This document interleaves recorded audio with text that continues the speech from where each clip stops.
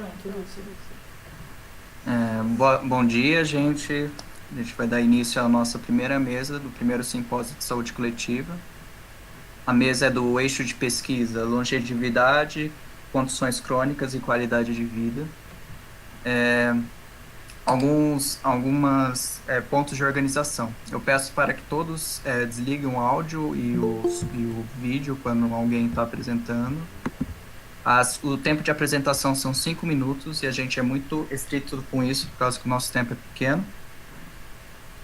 Então, sem mais delongas. Só me apresentando, eu sou o Lúcio, faço parte da organização do simpósio, eu sou aluno de pós-graduação no doutorado aqui do programa. Então, sem mais delongas, vamos começar. O primeiro trabalho na lista dos trabalhos dessa mesa é da Ana Cláudia Bonilha. Então, por favor, Ana.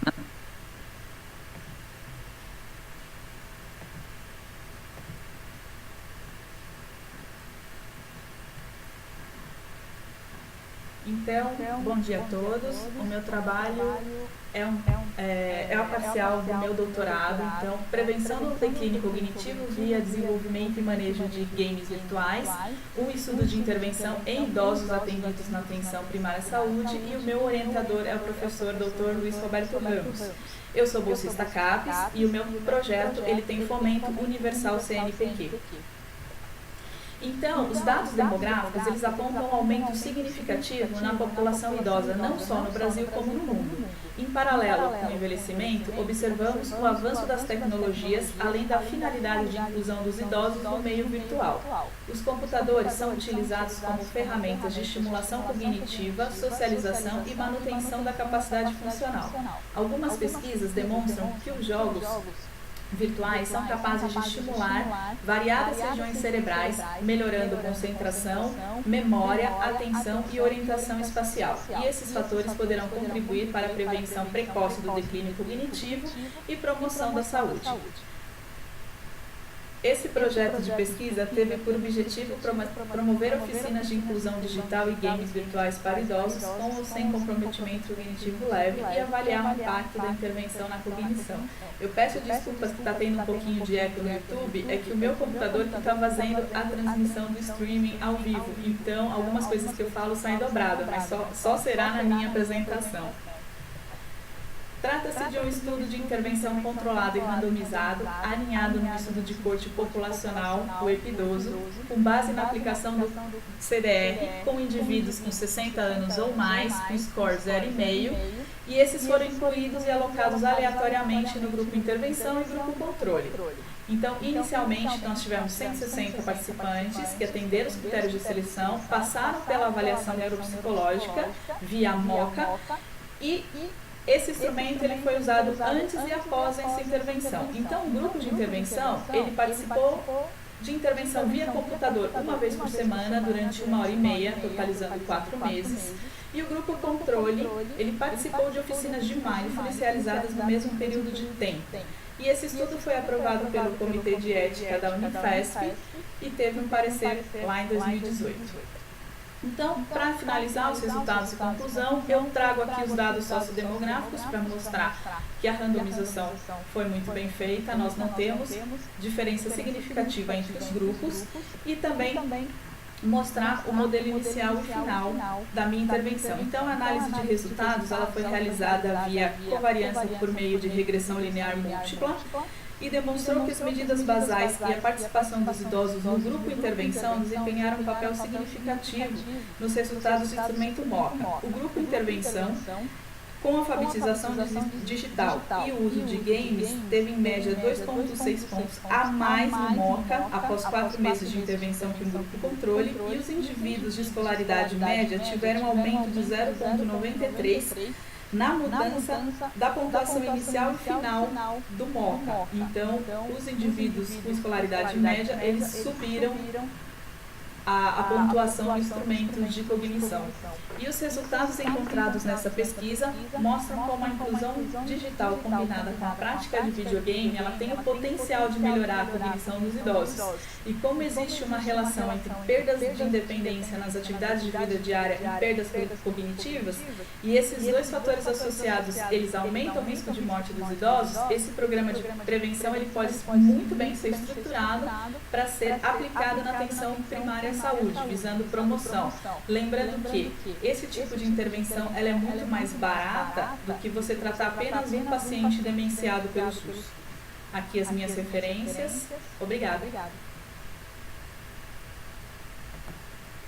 Muito obrigado, Ana, pela apresentação. Lembrando que deixaremos as perguntas para o final dessa mesa. Então, os últimos 10 minutos a gente vai abrir para as questões para os participantes dessa mesa. Então, o próximo a apresentar será Félix de Jesus Neves.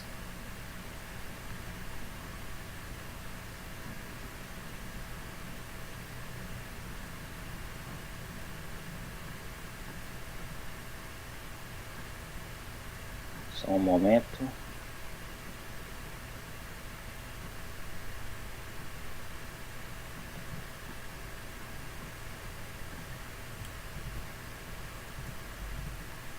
Bom dia a todos.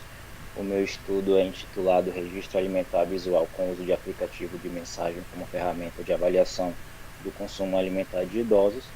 Sou orientado pelo professor Dr. Luiz Roberto Ramos e é um estudo financiado pela Coordenação de Aperfeiçoamento de Pessoal de Nível Superior, sendo esse um estudo paralelo à minha tese de doutorado.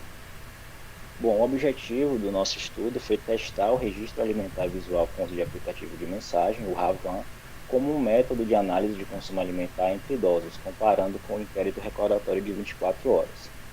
O RAVAN ele é um método para registro e compartilhamento de fotos de refeições através do WhatsApp, sendo uma ferramenta que possibilita aos usuários desenvolverem uma visão crítica dos seus hábitos alimentares. Nós, então, o testamos como uma ferramenta de análise do consumo alimentar, porque a qualidade dos dados produzidos pelos métodos usuais ela pode ser afetada pelo viés de memória, principalmente entre pessoas idosas. Então, esse é um estudo de validação, no entanto, é um estudo piloto. Essa metodologia vai ser replicada com uma amostra maior para dar mais robustez aos dados, mas para esse estudo piloto, nós selecionamos 13 idosos que são usuários de WhatsApp e que são acompanhados pelo estudo Epidoso, no bairro Vila Clementina, no município de São Paulo. Bem, os participantes foram treinados para enviar fotos de todas as refeições realizadas durante um dia inteiro, utilizando o WhatsApp, sendo essa a metodologia do RAVAN. O recordatório 24 horas foi aplicado no dia seguinte para verificar se as informações obtidas pelos métodos eram concordantes, se os métodos concordam entre si.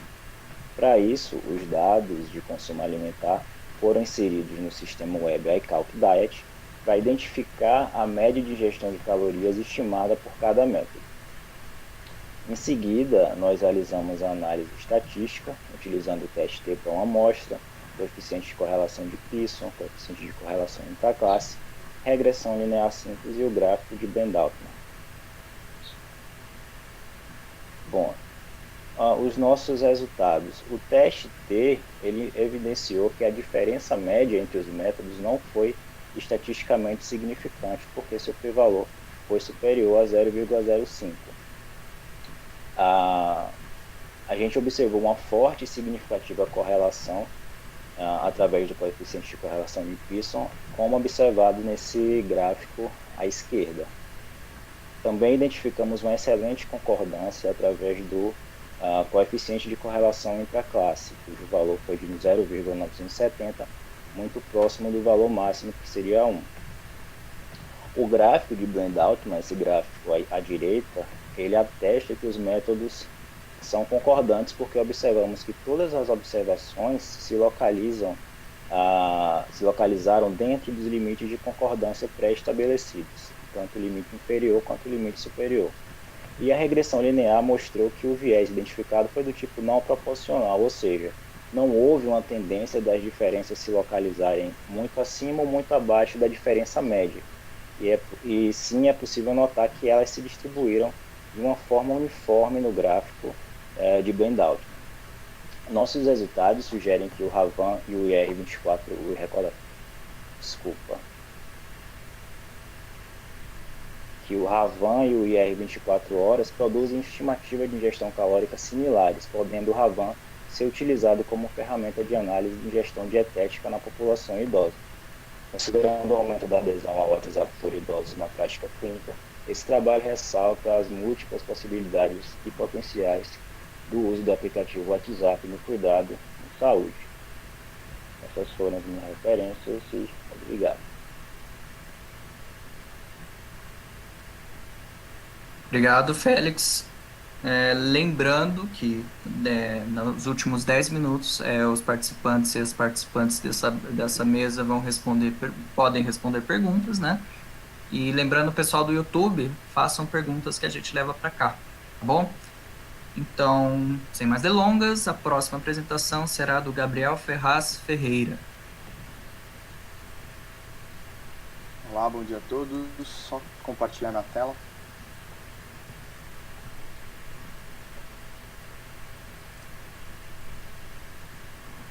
Vocês estão vendo a apresentação? Sim.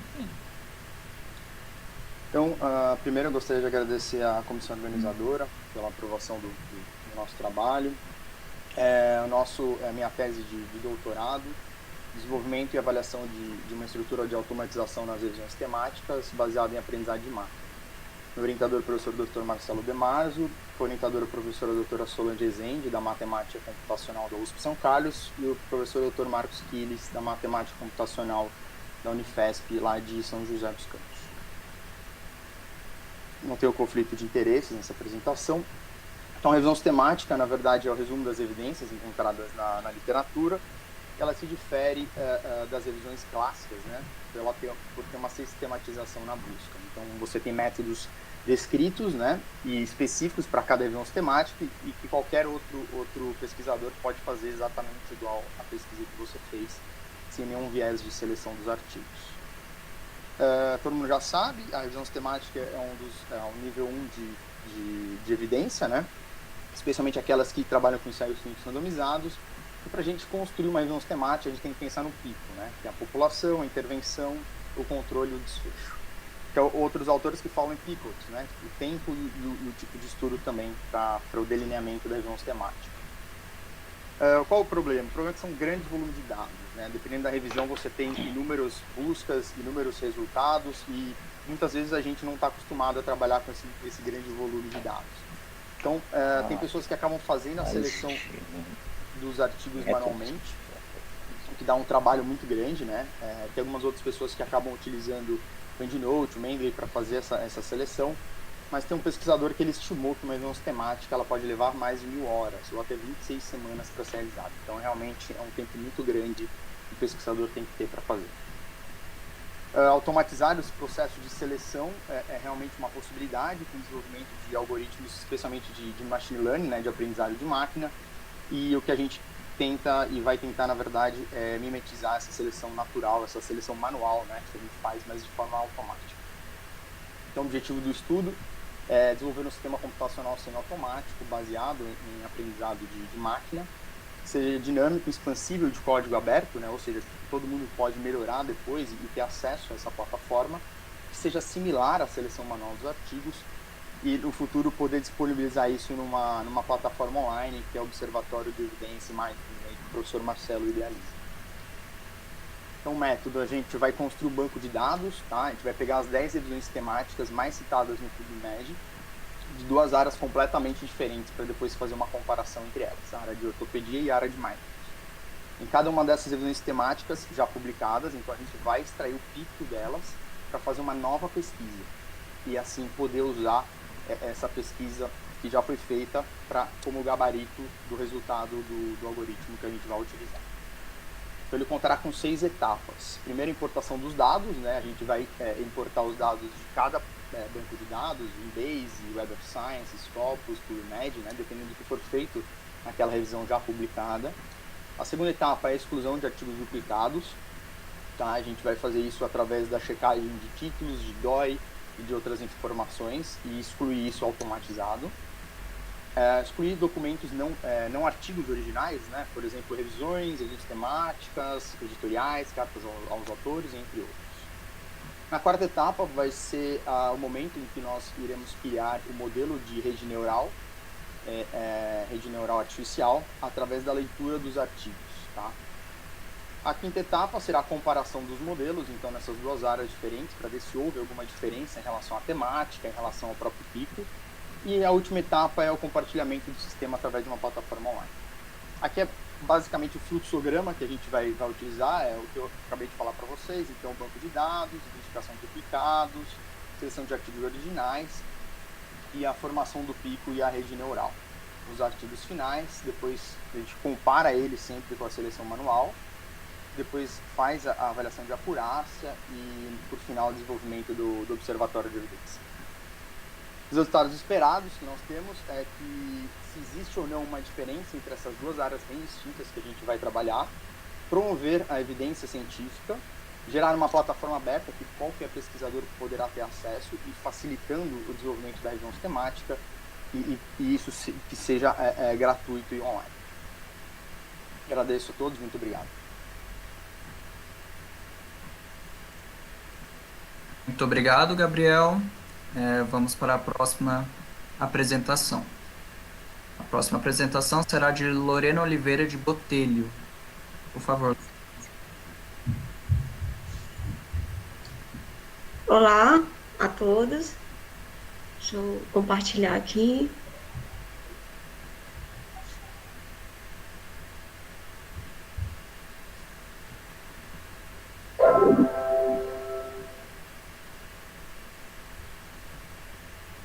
Ai, gente.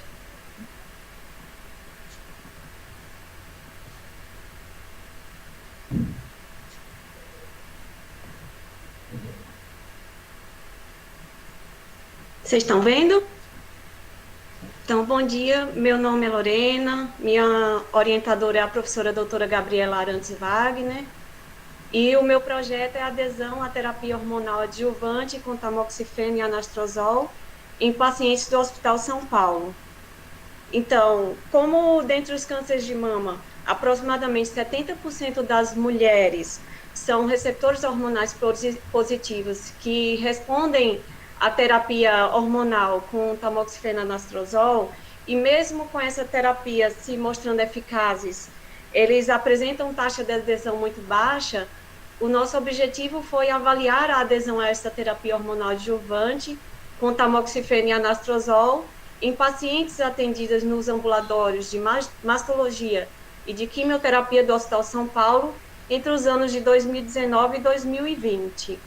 A metodologia que a gente usou é um estudo transversal, baseado em entrevista estruturada das pacientes atendidas nos ambulatórios de mastologia e quimioterapia da Unifesp, e a adesão à terapia hormonal adjuvante foi avaliada utilizando-se a escala de Morisky, com 4 questões, e ARMS, com 12 questões, todos dois instrumentos de medição de adesão preconizados e validados pelo Ministério da Saúde.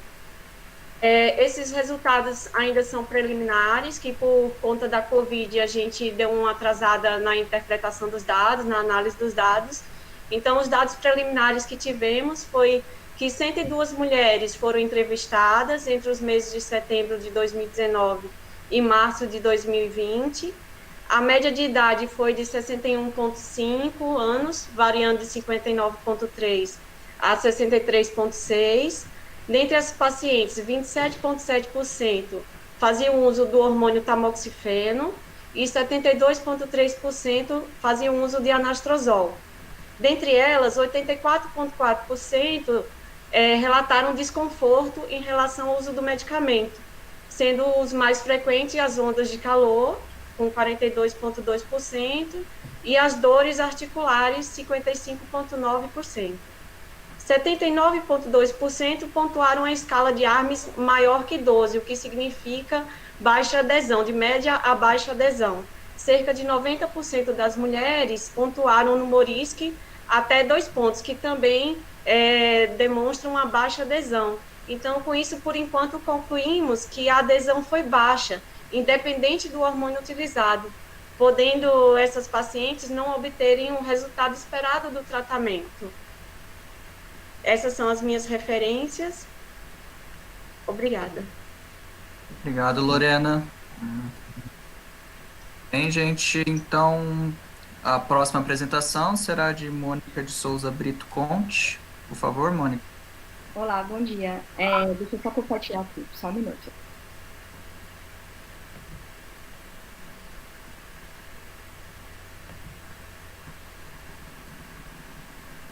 Consegue enxergar?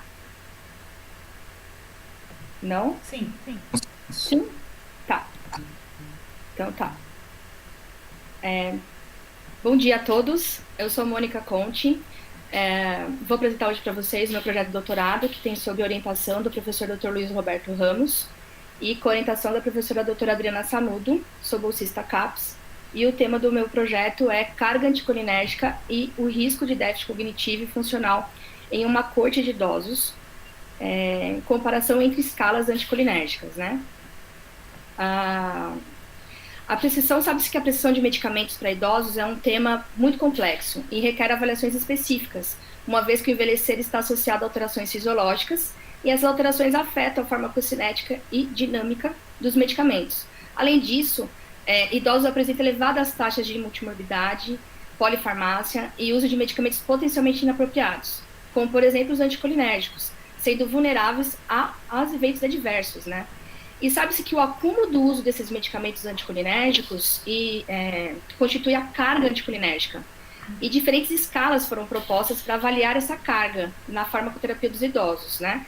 E verificar os efeitos adversos como comprometimento cognitivo e funcional nesses pacientes. Então, o nosso objetivo do nosso projeto, ele tem como objetivo geral, né, verificar a prevalência aí do uso de medicamentos anticolinérgicos e avaliar a associação dessa carga desses medicamentos com comprometimento cognitivo e funcional em idosos integrantes de uma corte populacional, que é a corte epidoso, e também ao longo do tempo, né? Os objetivos específicos analisar a prevalência do uso de anticolinérgicos em relação ao perfil demográfico, socioeconômico, clínico, na linha de base da corte, avaliar a carga desses medicamentos anticolinérgicos de acordo com as escalas de risco e principalmente com a escala brasileira que foi lançada no ano passado, em relação ao perfil desse paciente na linha de base da corte e ao longo do tempo. E investigar também a associação entre a carga desses medicamentos e os desfechos clínicos, bem como o risco no período do estudo. E comparar as escalas anticolinérgicas, né, os scores entre elas, em relação aos desfechos clínicos na linha de base da corte e ao longo do tempo também. E qual a escala seria mais apropriada para a prática clínica, né? O método, né, trata-se de um estudo de corte e serão avaliados dados secundários da corte EPIDOSO 2, que é uma corte que acompanha idosos para identificar fatores preditores de mortalidade, hospitalizações, fragilidade e capacidades. Uma corte que compõe idosos com 60 anos ou mais, de ambos os sexos, e classe média, né, idosos residentes ali da Vila Clementina. Então, será uma análise de dados, né, uma análise transversal na linha de base da corte e uma longitudinal ao longo do segmento, e vamos verificar ali a variável dependente, que seria a capacidade funcional, a capacidade cognitiva, morbidade, depressão, quedas e hospitalizações, e as variáveis dependentes, a utilização e a carga desses medicamentos, avaliando de acordo com cada escala, e também as variáveis sociodemográficas e econômicas, né? Os dados serão tratados no programa STATA, a fim de provar ali, testar estatisticamente as hipóteses propostas de que há prevalência de uso de anticolinérgicos nessa população, e também a associação dessa carga com déficit cognitivo e funcional. Considerando o intervalo de confiança de 95% e o nível de significância de 5%. O que a gente espera, né, encontrar ali a questão da prevalência do uso de anticolinérgicos por idosos, a associação dessa carga com comprometimento funcional e cognitivo, quedas e hospitalizações e depressão, mas também verificar as mudanças no uso de medicamentos ali ao longo do tempo que podem influenciar os desfechos clínicos, né? Então, porque se sabe que quando se diminui essa carga, o comprometimento, os idosos melhoram essa questão do déficit cognitivo e funcional. Né? E, além disso, com esses resultados, espera-se assessorar a revisão da farmacoterapia do idoso, né? Porque o uso dessas escalas anticolinéticas, elas servem como indicador de qualidade da prescrição, ou seja, ajudam na questão do uso racional de medicamentos, né? Identificando e reduzindo e prevenindo aí eventos adversos. Contribuição para a literatura científica, porque são poucos estudos em relação aos usos anticolinéticos internacionalmente, e nacionalmente a gente não tem nenhum estudo de corte que verificou o uso dessas escalas, né, a carga de anticolinéticos em idosos.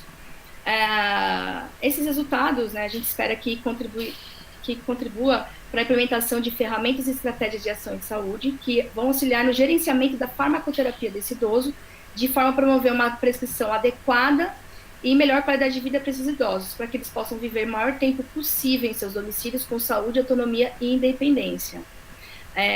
Essas foram as referências utilizadas. Obrigada a todos. Obrigado, Mônica, pela apresentação. Eu só queria lembrar o pessoal queria avisar o pessoal do YouTube sobre a lista de presença. A gente está tendo alguns problemas, mas daqui a pouco a gente vai resolver, tá bom? Não se preocupem. Só um problema técnico que a gente vai resolver, tá bom?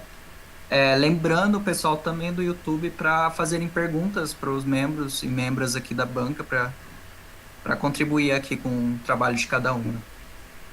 Sem mais delongas, vamos para a próxima apresentação, que é de Olga Durães Araújo. Por favor, Olga. Olá, bom dia a todos.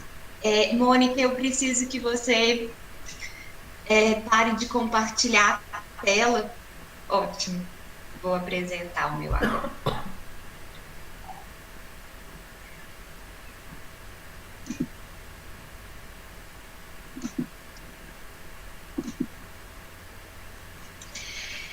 Então, o meu trabalho é viabilidade e eficácia preliminar do programa de promoção da saúde baseado em mindfulness para pessoas com esclerose múltipla.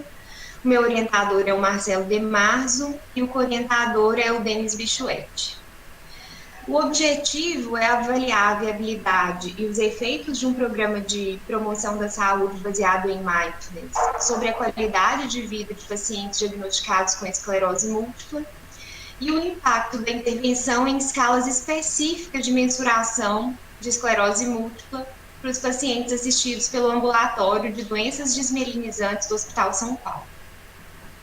Em relação aos objetivos específicos, a gente vai avaliar as condições socioeconômicas, demográficas e de estilo de vida, avaliar a presença de fadiga, a capacidade de marcha, avaliar o nível de mindfulness, atenção plena, identificar sinais de ansiedade e depressão, avaliar a adesão às práticas e investigar efeitos adversos advindos das práticas.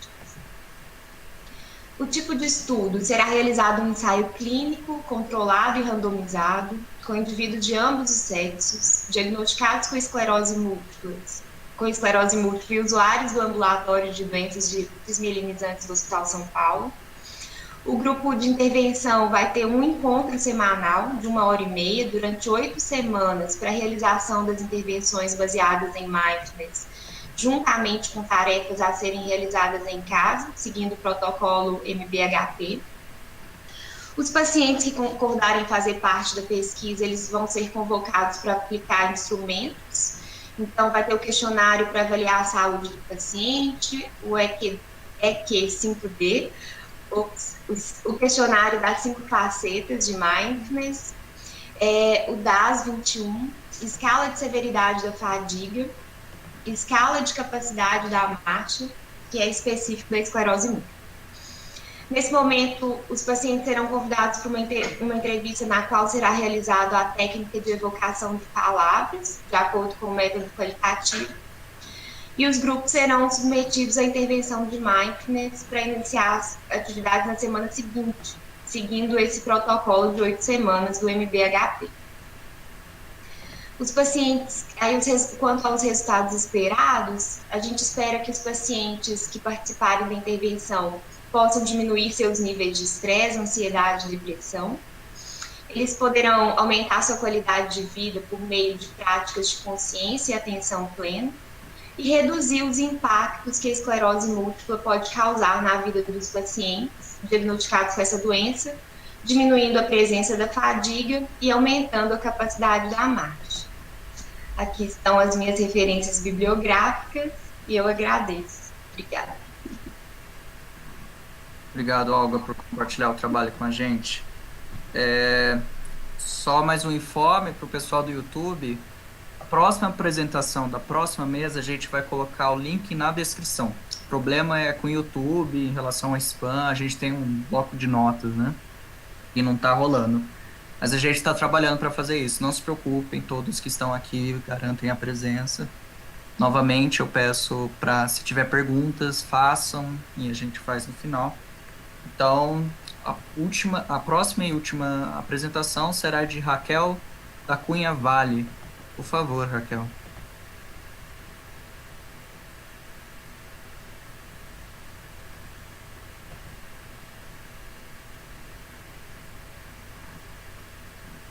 Não estamos te ouvindo se você está falando.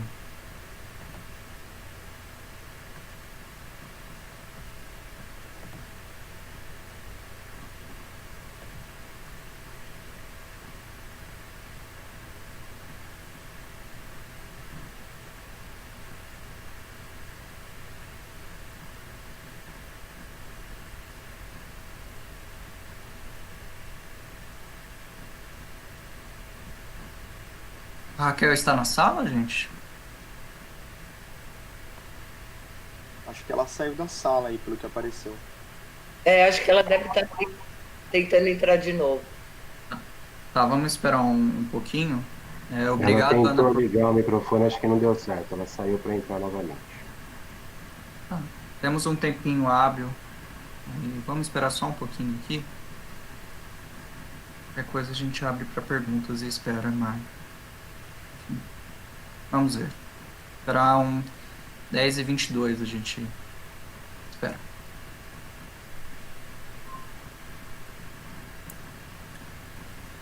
Alô, vocês estão me ouvindo agora?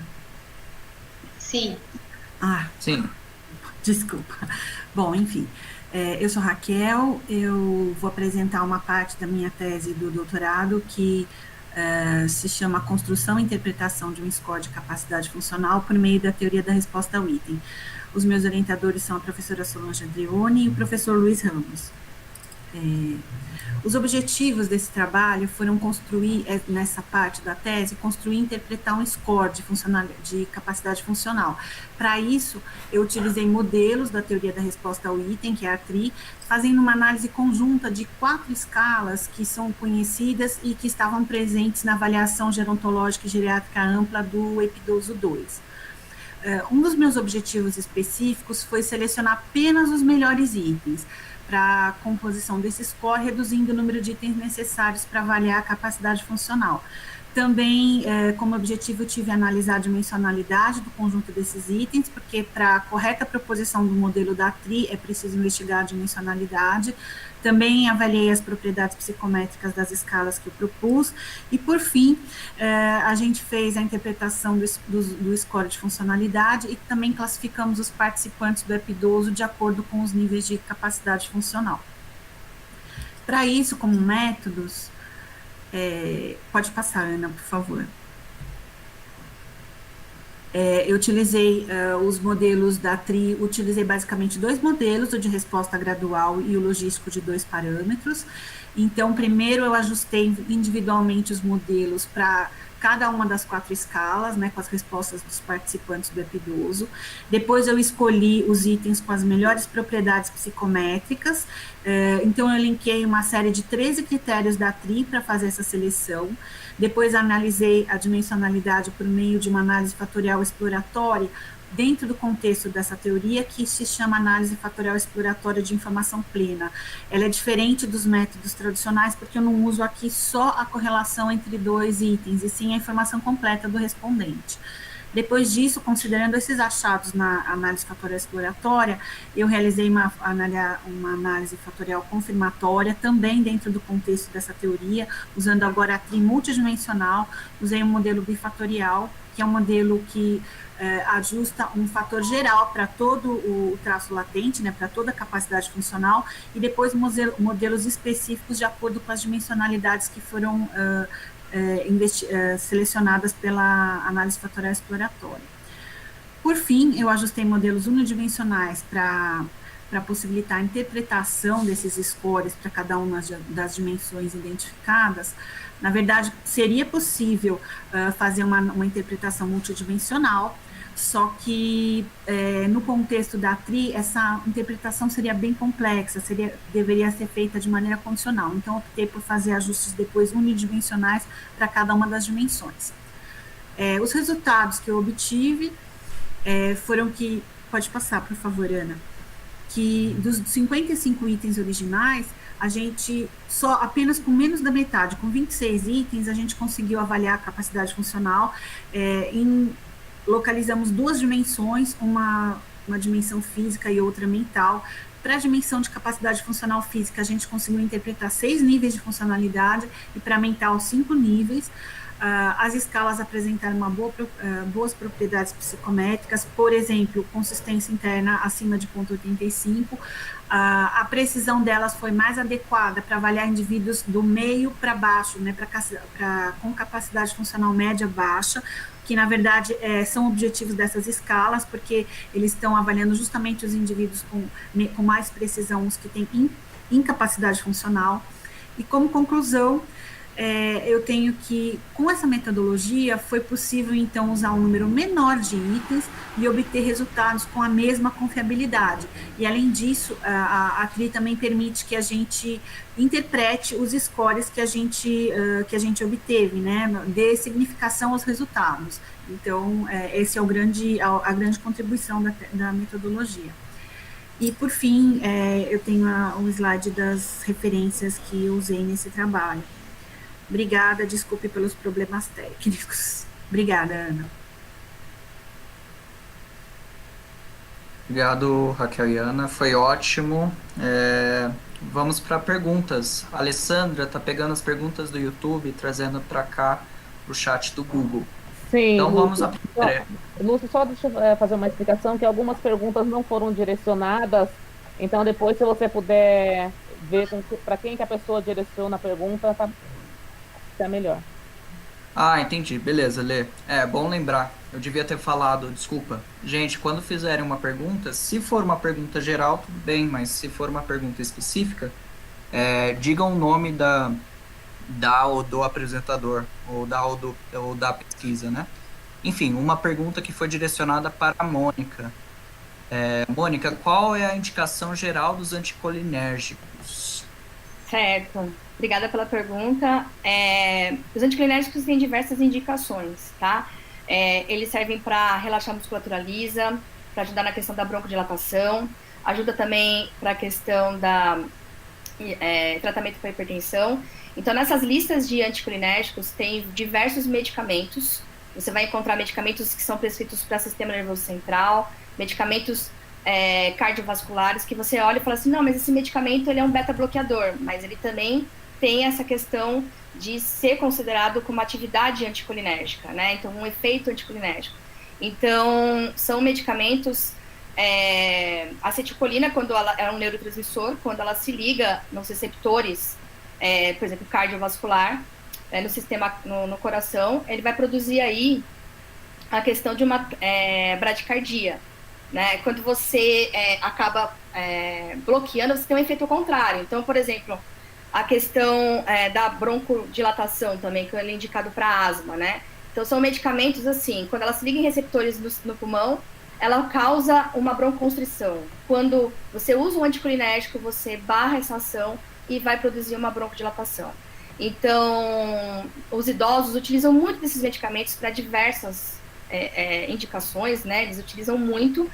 E a questão é que esse neurotransmissor ele é importantíssimo para a questão da cognição. E quando você utiliza ele barrando a acetilcolina, de se ligar com receptores que ajudam nessa cognição, você causa esse comprometimento cognitivo. E a questão também da funcionalidade para esses pacientes. Então, por isso que o estudo, né, do anticolinérgico, ele pode levar a um déficit cognitivo, porque a acetilcolina é essencial para essa questão da cognição, para todo esse processo de neurotransmissor, né, de aprendizado. E quando você utiliza esses medicamentos, você não deixa a acetilcolina se ligar nesses receptores. E isso pode levar a um déficit. Por isso que alguns pesquisadores, eles falam muito sobre você não... eles recomendam você não logo de cara falar que a questão de cognição, déficit cognitivo, é de fato por causa do envelhecimento, sem antes você testar outras hipóteses, né? Sem testar a questão do uso de anticolinérgicos, por exemplo. Não sei se eu respondi a pessoa, se deu, se consegue, não sei se ela está falando lá no YouTube, se deu. Obrigado, Mônica. A gente vai ver. Tá vida real aqui, muito rápido. Mas obrigado, viu, Mônica? E as próximas respostas, né, serem em 1 minuto, 1 minuto no máximo, tá? Porque tem muitas perguntas, muito interessantes e, bom, enfim. A próxima pergunta, tem algumas perguntas para todos e todas participantes. Eu vou primeiro perguntar as perguntas direcionadas, né? Tem uma que é direcionada para o apresentador Gabriel. Gabriel, vai treinar o modelo de redes neurais a partir das revisões sistemáticas já realizadas em Mindfulness? Olá, obrigado pela pergunta. Então, na verdade, nós vamos criar um modelo, na verdade são 2 modelos diferentes, um de ortopedia e um de Mindfulness, com as 10 revisões temáticas mais citadas, né? Então a gente vai extrair o pico dessas revisões. Eu não quis entrar muito em detalhe porque não tem muito tempo, mas a gente vai usar o Word2Vec, que é um algoritmo específico de Deep Learning, né, que é uma área específica do Machine Learning, que é para interpretação de textos, né. Então, mas respondendo, sim, iremos usar, e a ideia, na verdade, é que se der certo tudo isso que a gente está planejando, eu espero que dê, que nós podemos permitir que todo mundo possa usar essa plataforma aí de modo gratuito e auxiliando aos pesquisadores. Obrigado, Gabriel. Agora vamos para perguntas mais gerais. Agora vamos ver como que a gente maneja. Vou fazer a pergunta e depois a gente pensa. São 2 perguntas. Como fica a questão dos afetos para idosos durante a pandemia? Né? Vamos fazer cada um porque as 2 perguntas são diferentes. Como fica a questão dos afetos para idosos durante a pandemia? Quem gostaria de responder? Eu peço para uma pessoa, porque temos pouco tempo. Ou 2.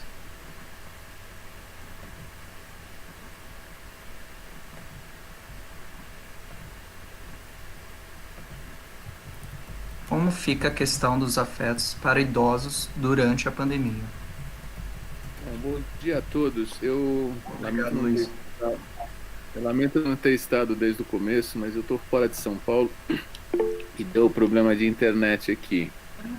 Mas primeiro eu queria cumprimentar todos os pós-graduandos do nosso programa por essa excelente iniciativa e por esse simpósio que, pela temática, me parece dos mais bem conduzidos.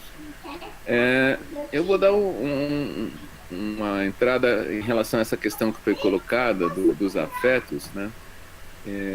Eu acho que essa talvez seja a grande preocupação pós-pandêmica, seja com a saúde mental, né? Exatamente porque as pessoas ficaram meses afastadas das suas relações normais, familiares ou não, e ainda movidas por um sentimento generalizado de ansiedade, por todo mundo não saber o que vai acontecer. A psiquiatria está colocando essa perspectiva, né, de uma epidemia de transtornos mentais pós-pandemia, e obviamente que os idosos que tendem a ser mais isolados e ter uma menor rede de apoio seriam de novo uma população vulnerável a essa situação, né? E acho que isso pode também afetar as relações familiares, na medida em que filhos passaram a não permitir o contato de netos com avós, e toda essa situação gerada pela pandemia certamente é um ingrediente forte para para essa situação de transtornos mentais, né? Eu acho que tanto os psiquiatras estão se organizando aí, fazendo ações de psicoterapia breve, mas acho que os geriatras também têm que se preparar para prestar bastante atenção em sintomas de ansiedade e depressão nessa população. Acho que era isso. Muito obrigado, Luiz, professor Luiz. Então, para a última pergunta que me interessa bastante, especialmente, há algum estudo referente ao envelhecimento e qualidade de vida dentro da população LGBTQI, QTIAP+.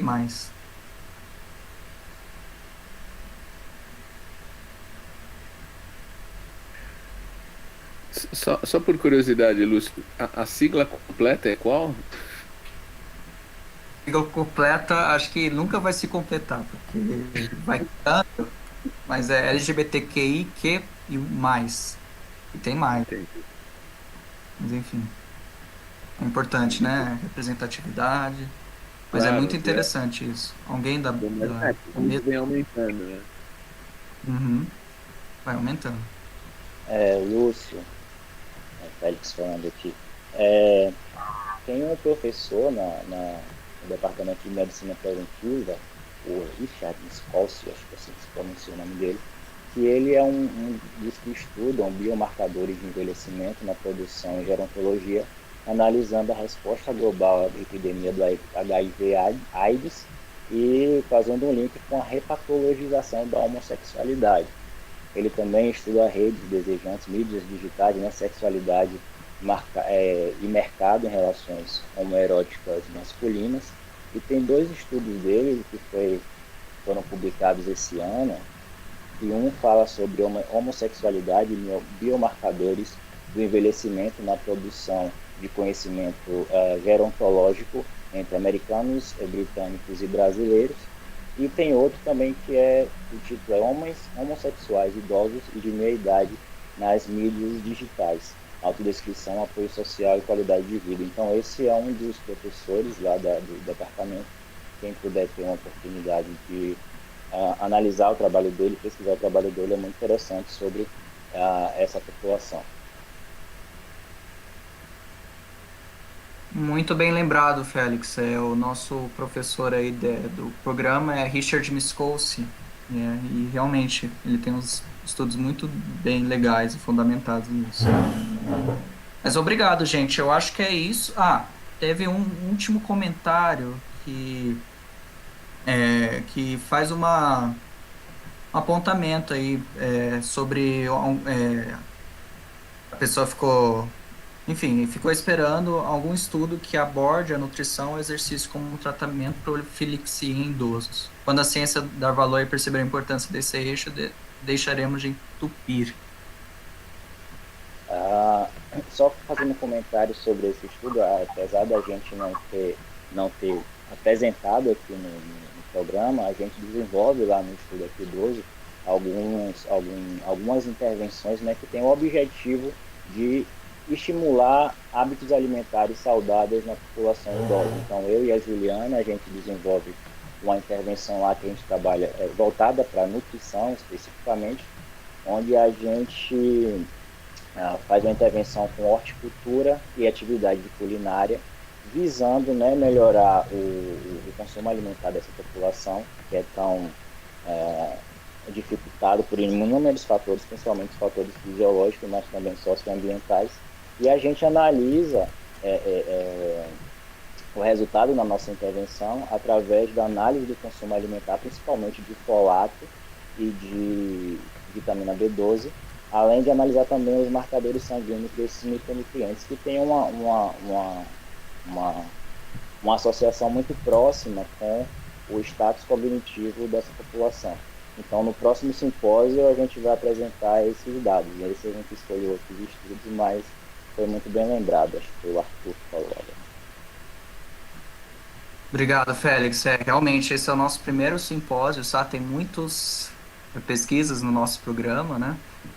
E a gente pretende fazer esses simpósios anualmente, e com certeza vão aparecer outros tipos de pesquisa, outras abordagens, outras perspectivas. Eu acho que é isso. Muito obrigado pelos participantes da banca e muito obrigado pelos participantes do YouTube que estão acompanhando com a gente.